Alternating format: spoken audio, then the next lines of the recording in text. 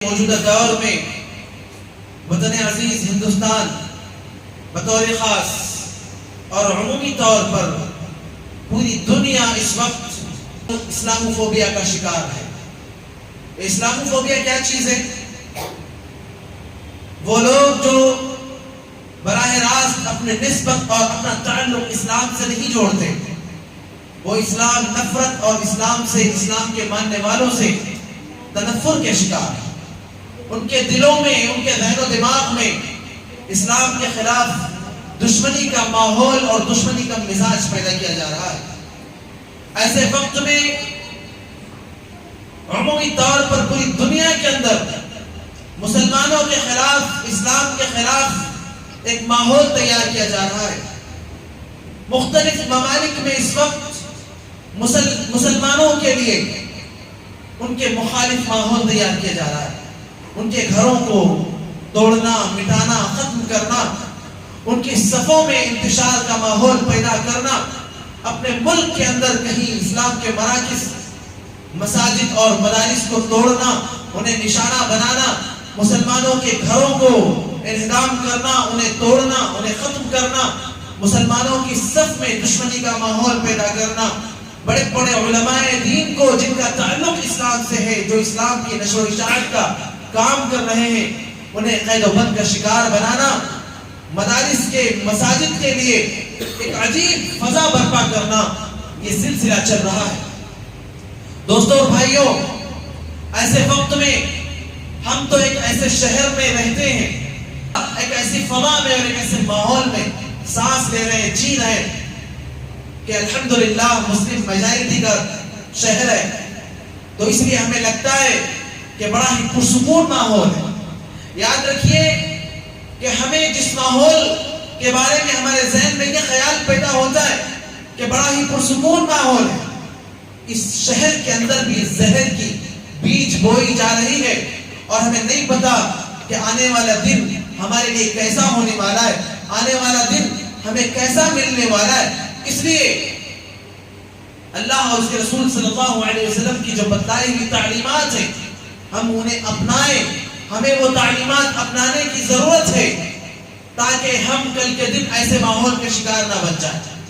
آج دور دراز بستیوں سے گھروں کے سلگنے اور جلنے کی بو ہم تک پہنچ رہی ہے۔ کیا ہم تب ہوشیار ہوں گے؟ کیا ہمارے اندر تب بیداری پیدا ہوگی جب خود ہمارے گھروں میں آگ لگے گی؟ کیا ہم تب بیدار ہوں گے جب ہمارے اپنے گھروں کو نشانہ بنایا جائے گا، ہماری اپنی شخصیات کو اور ہمارے اپنے نفوس کو نشانہ بنایا جائے گا، تب ہم بیدار ہوں گے۔ دوستوں اور بھائیوں، بطور خاص وطن عزیز ہندوستان کے ان صوبوں کو لے لیجئے، ان مقامات کو لے لیجئے جہاں پر فتنہ پرست طاقتوں کا قبضہ اور ان کا وہاں پر تسلط ہے، ان شہروں کو لے لیجئے، ان بستیوں کو لے لیجئے، ان مقامات کو لے لیجئے جہاں کی یہ صورتحال ہے۔ بڑی تیزی سے مسلم مخالف ماحول پیدا کر کے ہندو مسلم کے فسادات برپا کرنے کی کوششیں کی جا رہی ہیں۔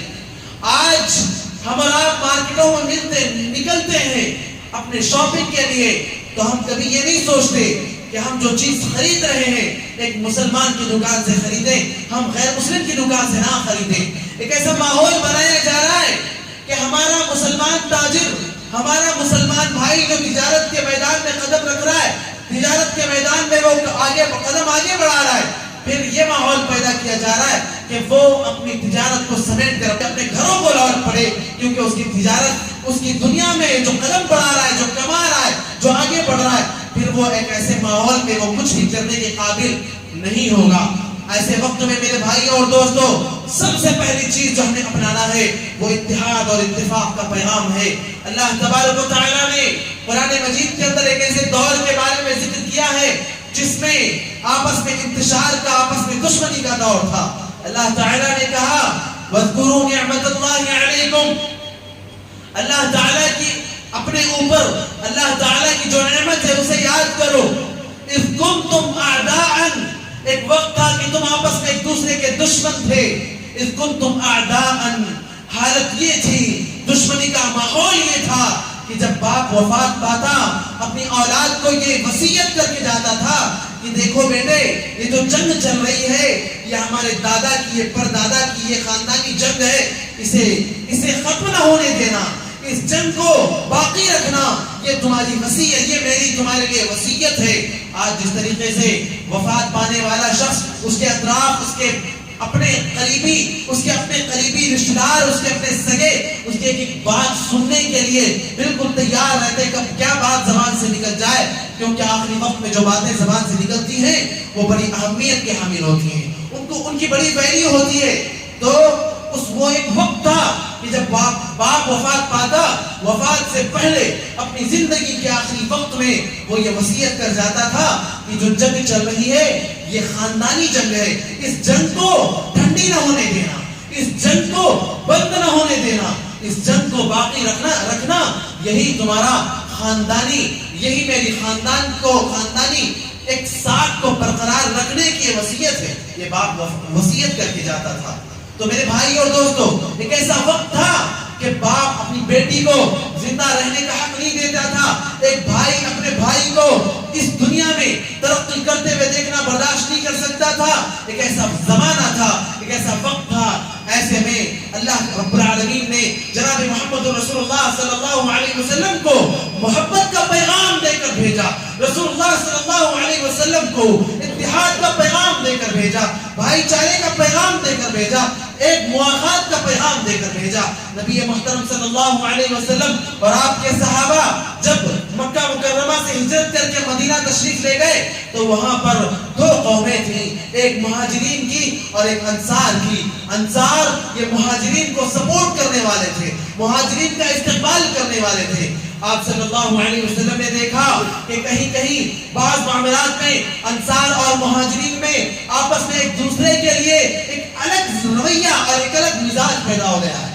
اللہ کے نبی صلی اللہ علیہ وسلم نے صحابہ کرام کو جمع کیا، ایک انصاری کو، ایک مہاجر کو بلا کر دونوں کا ہاتھ آپس میں رکھا، دونوں کا ہاتھ آپس میں رکھوایا، دونوں کے ساتھ مصافحہ کروایا اور کہا کہ تم دونوں بھائی ہو۔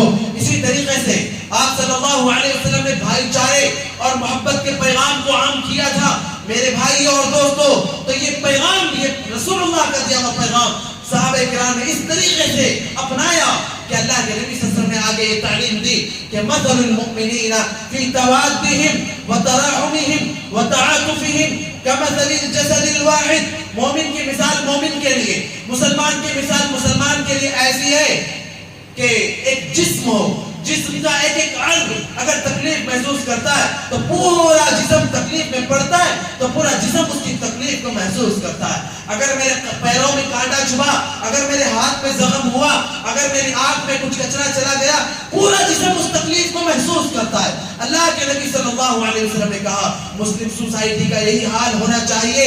صحابہ کرام رضوان اللہ علیہ مجمعین کو جب رسول اللہ نے مواخات کا، بھائی چارے کا، باہمی محبت کا یہ پیغام دیا تو صحابہ میں یہ ماحول تھا کہ جن کے پاس دو گھر تھے انہوں نے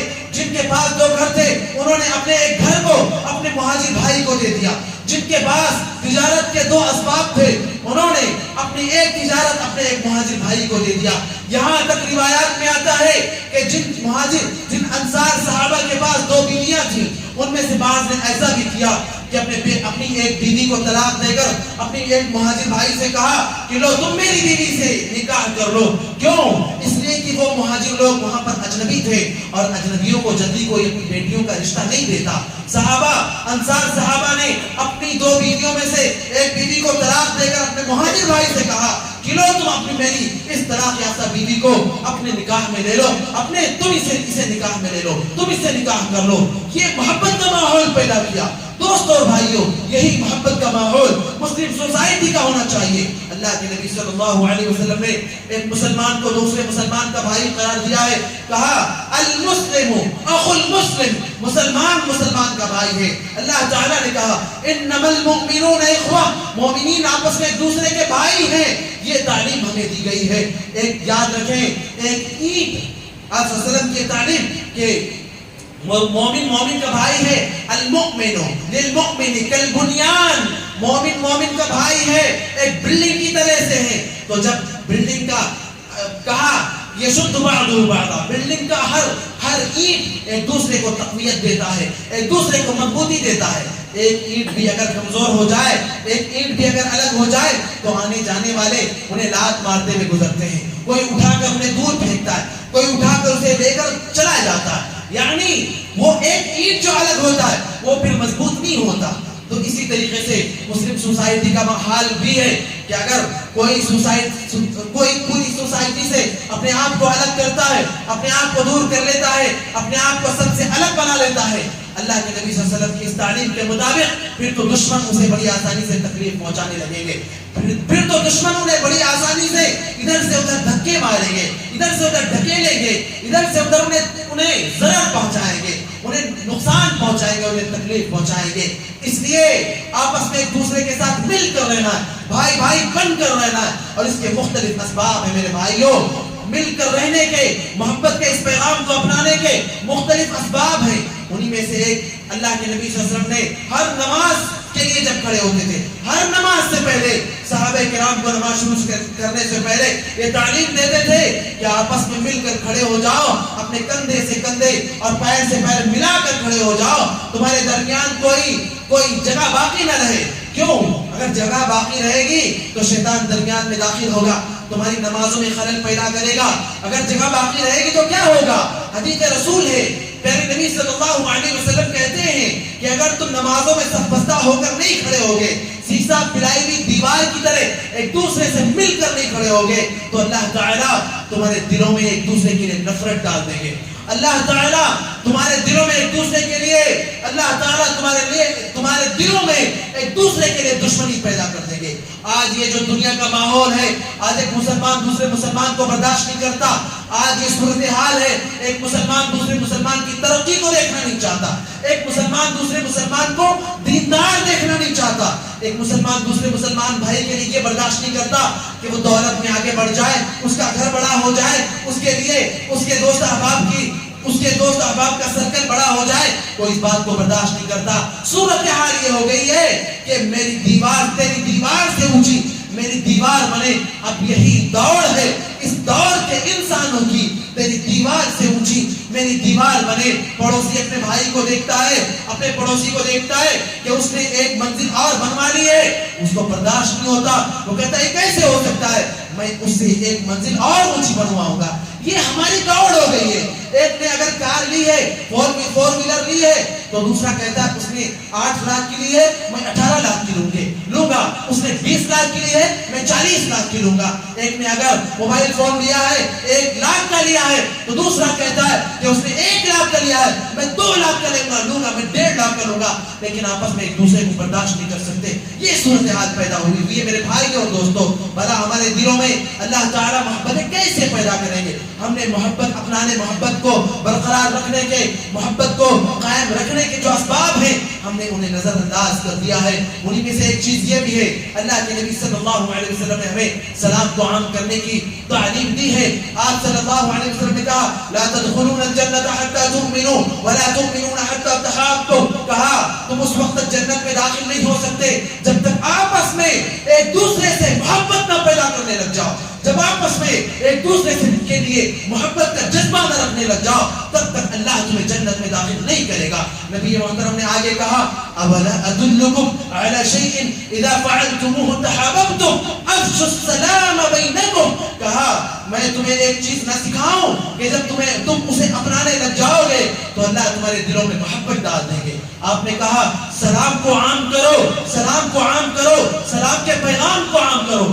آپ صلی اللہ علیہ وسلم نے کہا، فرمایا آپ صلی اللہ علیہ وسلم نے کہ 3 یا 4 چیزوں کا ذکر کیا کہ اگر تم انہیں اپنا لو بڑی امن و سلامتی کے ساتھ جنت میں داخل ہو جاؤ گے. وہ کون سی چیزیں ہیں؟ صلو باللیل، کہا افشوا السلام واطعموا الطعام وصلوا الارحام وصلو باللیل والناس نیام تدخلوا الجنت بسلام. یہ 4 باتیں ہیں، اگر تم انہیں اپنا لو بڑی امن و سکون کے ساتھ اللہ تمہیں جنت میں داخلہ نصیب فرمائیں گے. وہ کون سی چیزیں ہیں؟ کہا سب سے پہلی چیز سلام کو عام کرو، افشوا السلام. دوسری چیز واطعموا الطعام، آپس میں ایک دوسرے کو کھانا کھلاؤ، آپس میں ایک دوسرے کو دعوتوں پر بلاؤ، آپس میں ایک مسلمان بھائی دوسرے مسلمان بھائی کو اپنا کھانا کھلا کر وہ اللہ سے ثواب کی امید رکھے.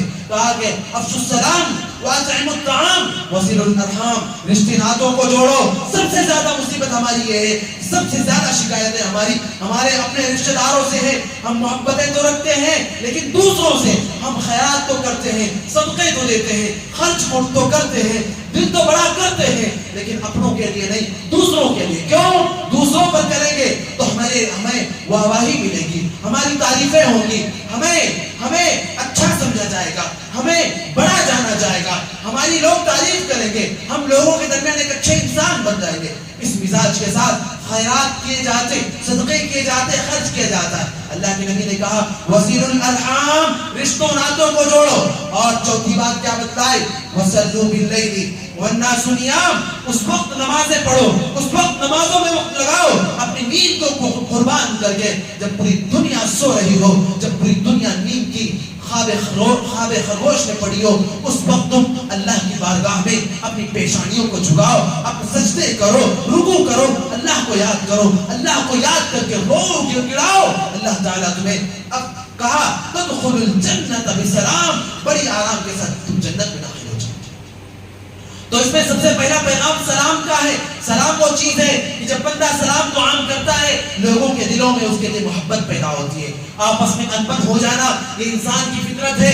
جہاں چار برتن اکٹھا ہوتے ہیں وہاں کھٹ پٹ کی آواز بھی آتی ہے، وہاں برتن ٹکراتے بھی ہیں، لیکن ایسا نہیں کہ وہ آوازیں مسلسل آنے لگ جائیں. نہیں، پھر ان کو دور بھی کیا جاتا ہے. سوسائٹی میں بہت سارے لوگ مل بیٹھتے ہیں، آپس میں ناراضگیاں بھی ہو جاتی ہیں، انبن بھی ہو جاتی ہے، کہا سنی بھی ہو جاتی ہے، لیکن یہ ہمیشہ کے لیے نہیں ہونی چاہیے، یہ وقتی ہونی چاہیے، یہ ٹیمپرری ہونی چاہیے. اس کے بعد ایک مومن جب دوسرے مسلمان بھائی سے کچھ ناراضگی کے بعد بھی جب ملے، اس سے سلام کرتا ہے، اس کو دعا دیتا ہے، دل سے سلام کرتا ہے، اللہ تعالیٰ دونوں کے دلوں سے نفرت کو دور کر دیتے ہیں. میرے دوستوں اور بھائیوں، سلام کا یہ پیغام ہمیشہ ہمیں اپنانا ہے، ہمیشہ ہمیں عام کرنا ہے. جہاں جائیں جدھر جائیں سلام کے اس پیغام کو ہمیں نہیں بھلانا. آج صورتحال کیا ہے؟ ہم انہیں ہی سلام کرتے ہیں جنہیں ہم پہچانتے ہیں، جنہیں ہم جانتے ہیں، جن سے ہمارا رشتہ ناتا ہے، جن سے ہمارا تعلق ہے، جو ہمارے رشتہ دار ہیں، ہمارے چاچا، ہمارے پھوپا، ہمارے ماما، ہم انہیں ہی سلام کرتے ہیں بس. باقی ہمیں نہیں معلوم کون ہے. اگر کوئی سلام کر بھی لینا اجنبی تو بڑی عجیب نظروں سے دیکھتے ہیں اسے، لگتا ہے ہمیں پہچانتے ہیں. اچھا، بعض لوگ ایسے بھی ہوتے ہیں جو آگے بڑھ کر پوچھ بیٹھتے ہیں کہ کیا بھائی آپ ہمیں پہچان رہے ہو کیا؟ آپ کی ہماری کبھی ملاقات ہوئی ہے کیا؟ آپ کا ہمارا کبھی ہماری کوئی شناسائی ہے کیا؟ کبھی کوئی تعلق ہوا ہے کیا آپ کا ہمارا؟ بعض لوگ ایسے بھی ہوتے ہیں جو پوچھ رہتے ہیں آگے بڑھ کے. اللہ کے نبی صلی اللہ علیہ وسلم نے کہا سلموا علی کل من تعرف ومن لم تعرف، پہچانتے ہو یا نہ پہچانتے ہو، ہر ایک سے سلام کرو. مومن مومن سے سلام کرے، مومن مومن کے ساتھ سلام کا رشتہ بڑھائے، اللہ تعالیٰ دلوں میں محبت پیدا کر دیں گے. اور جب آپس میں دلوں میں محبت ہوگی، واللہ دشمن ہمارا کچھ بگاڑ نہیں سکتے. سارے مسلم بھائی آپس میں مل کر مسلم سوسائٹی ایک بلڈنگ کی طرح، ایک مضبوط ترین عمارت کے طرح ہو جائیں گے، پھر دشمن ہمارا کچھ بگاڑ نہیں سکتے. دوستوں اور بھائیوں، اللہ کے نبی صلی اللہ علیہ وسلم نے ہمیں سلام کو عام کرنے کی جہاں بات بتائی، وہاں ایک بات یہ بھی سکھلائی ہے کہ لا تسلموا تسلیم اليهود والنصارى فإن تسلیمهم بالرؤوس والأكف والإشارة. سلام کو ضرور عام کرو لیکن غیروں کے طریقے کو نہ اپناؤ، غیروں کے طریقے کو نہ اختیار کرو، غیروں کے انداز پر سلام نہ کیا کرو. غیروں کا انداز کیا ہے؟ کہا لا تسلموا تسلیم اليهود والنصارى، یہود و نصارہ کے طرز پر سلام نہ کیا کرو. کیوں؟ ان کا طریقہ کیا ہے؟ فإن تسلیمهم بالرؤوس والأكف والإشارة، وہ ہاتھ کے اشارے سے سر کو ہلا کر یا مختلف اشاروں کے طریقے پر وہ سلام کیا کرتے ہیں. آج ہم نے بھی ان کے طریقے کو اپنایا ہوا ہے. میرے بھائی اور دوستو، غیروں کے طریقے کو نہ اپنائیں. غیروں کے طریقے کو ہم اپنائیں گے، اللہ تعالیٰ ہمارے دل میں کبھی بھی محبت پیدا نہیں کر سکتے، کبھی بھی محبت نہیں ڈال سکتے. ایک اور بات، آپس میں محبت پیدا کرنے اور اتحاد و اتفاق کے حوالے سے ہمارے دل میں کبھی بھی کسی بھائی کے مقابلے میں تکبر کا احساس ہو، بڑپن کا احساس ہو، تو ہم اس سے جا کر خود ملیں، اس کے لیے دعائیں کریں، اس سے معافی مانگے، اس سے اللہ کے نبی صلی اللہ علیہ وسلم نے کہا، اللہ رب العالمین نے فرمایا، حدیث قدسی ہے، العظمۃ عذاری والکبریاء ردائی فمن ینازعنی عذبته وادخلته فی النار.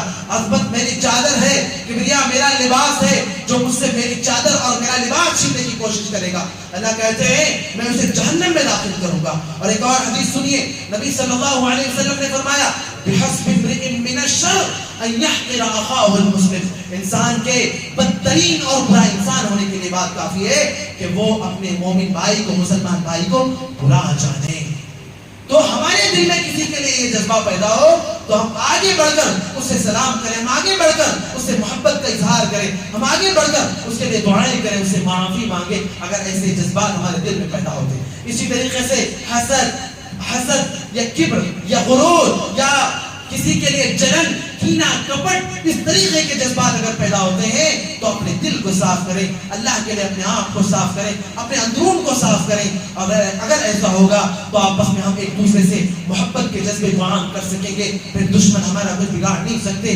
کیا پتا ہماری یہی صورتحال رہی تو کل کے دن اللہ نہ کرے ہمارے گھروں کو آگ لگایا جائے، ہمارے گھروں پر بلڈوزر چلایا جائے، ہمارے اپنے نفوس کو نقصان پہنچانے کی کوششیں کی جائے، ہمارے مدارس کو نقصان پہنچایا جائے، ہماری مساجد کو نشانات کی زد پر لیا جائے. اس لیے یہ وقت ہے اپنے آپ کو بدلنے کا، یہ وقت ہے اپنے آپ کی اصلاح کا، ورنہ واللہ وہ دن دور نہیں کہ دشمن ہم پر حاوی ہو جائے. ملک پر تو حاوی ہے ہی، مختلف مقامات پر تو حاوی ہے ہی. آج ہمارا شہر سکون کی فضا میں ہم جی رہے ہیں اپنے شہر کے اندر، لیکن اس شہر کے اندر بھی بہت سے ایسے جراثیم جگہ جگہ سے پیدا ہو رہے ہیں جو مسلم مخالف ماحول کو پیدا کرنے کی کوشش کر رہے ہیں. ہمارے اندر اصلاح کی فکر پیدا ہونے کی ضرورت ہے، ہمارے اندر آپس میں اصلاح کا ماحول پیدا کرنے کی ضرورت ہے. یہ پہلی بات ہے. دوسری بات، اللہ رب العالمین نے دوسری بات اللہ تعالیٰ نے ہمیں پیدا کیا ہے، خود غرض نہیں بنایا. اللہ تعالیٰ نے ہمیں ایک دوسرے کے لیے پیدا کیا ہے. یہ مسلمان کا خاصہ ہے، یہ مومن کا خاصہ ہے. اللہ تعالیٰ نے کہا، کنتم خیر امت اخرجت للناس تأمرون بالمعروف وتنہون عن المنکر وتؤمنون باللہ. تم سب سے بہترین امت ہو، تم ایور دی بیسٹ امہ ہو. کیوں؟ اس لیے کہ تم خود غرض نہیں ہو، تم اپنے آپ کے لیے نہیں پیدا کیے گئے، تم تو لوگوں کے لیے برپا کیے گئے ہو. لوگوں کے لیے کیا کرنے کے لیے؟ تأمرون بالمعروف وتنہون عن المنکر وتؤمنون باللہ. تم لوگوں کو حق بات بتانے کے لیے، انہیں برائی سے روکنے کے لیے اور اللہ پر ایمان کے پیغام کو عام کرنے کے لیے تم پیدا کیے گئے ہو. تو یہ اس امت کی خصوصیت ہے، یہ اس امت کا امتیاز ہے، یہ اس امت کا خاصہ ہے. اس پر قائم اور دائم رہنے کی ضرورت ہے.